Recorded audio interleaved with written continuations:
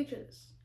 You're sitting down at your kitchen table, you just slaved away at a meal, and you're about to chow down. You take a bite, and you're like, this rice is not cooked properly. And you think to yourself, what did I do wrong? I followed the instructions on the package. All of us have been there. I don't understand why rice is such a daunting task, but I have spent at least 11 years trial and erroring the proper or tips and tricks on how to make the best, subjectively the best, pot of rice. So today I want to share my tips and tricks that I have learned with many a ruined pot of rice over the last 11 years. I'm a stay-at-home mom, and I have had to cook food for a very picky person.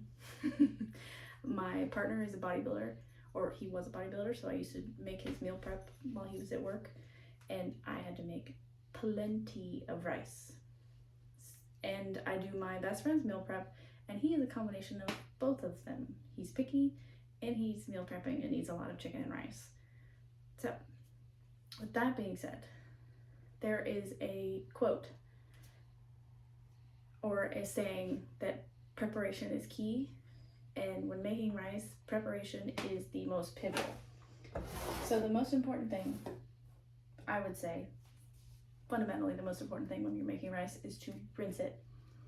You want to rinse off the outside shell because it has a layer of starch on it. It's called amylopectin, and Sawyer Phillips from the Mary's Test Kitchen explains it as a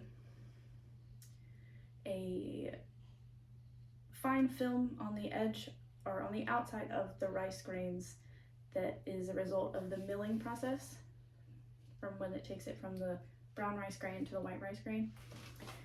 And it's important to rinse that off because then if you don't, the starch makes your rice extra sticky. So you want to rinse it or wash it and then dump it.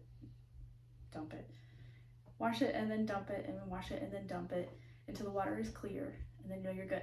So you drain it all the way, and then you add your appropriate amount of water for your appropriate amount of rice.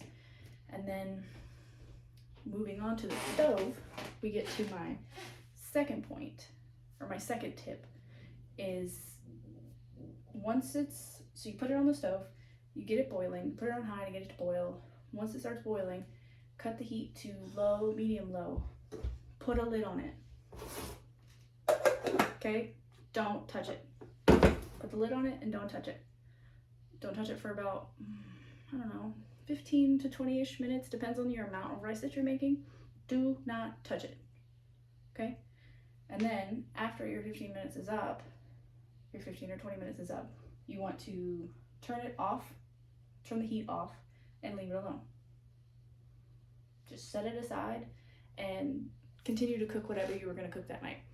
So I like to start my rice before I start prepping or cooking anything else, because this steaming part is very, very crucial, because it may not cook all the way in those 15 to 20 minutes, but setting it off and letting it steam, not taking the lid off at all.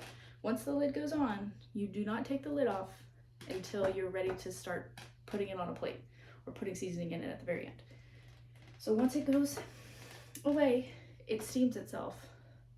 All the heat and the water vapor steams the rice, and that's what helps it become really soft and fluffy, but not sticky and gummy.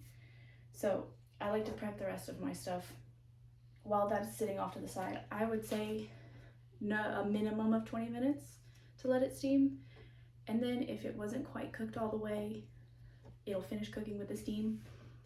And then once that is up, or once your 15 minutes is up, you want to fluff it.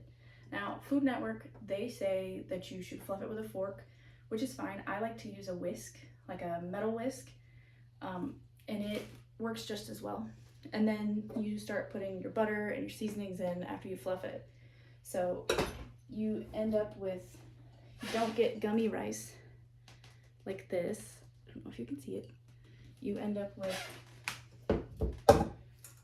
like fine grain, like the grains separate,